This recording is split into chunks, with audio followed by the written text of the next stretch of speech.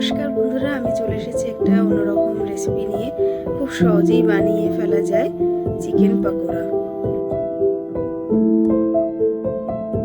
প্রথমে আমি কিছুটা বোনলেস চিকেন নিয়ে নিয়েছি, তাতে একটা ডিম দিয়েছি আর 1 চামচ ভিনেগার দিয়েছি আর একটু আদা বাটা দিয়েছি আর স্বাদ মতো লঙ্কা গুঁড়ো, নুন দিয়ে দিলাম।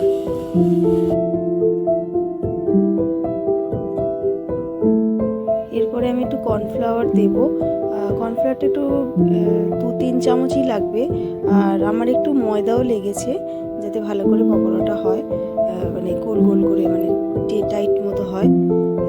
আর একটু গোলমরিচ গুঁড়ো দিয়ে দিয়েছি, দিয়ে ভালো করে মিশিয়ে 0.5 ঘন্টা 40 মিনিটের মতো আমি রেখে দিয়েছিলাম।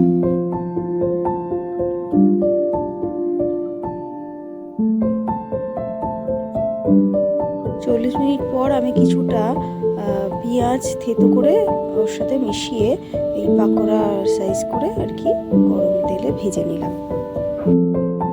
এইভাবে পাকোড়া বানিয়ে খেলে সন্ধ্যে স্ন্যাক্স হিসেবে দারুণ লাগে আর চটজলদি হয়ে যায়। রান্নাটা ভালো লাগলে শেয়ার করবেন, লাইক করবেন, সাবস্ক্রাইব করবেন। Thanks for watching.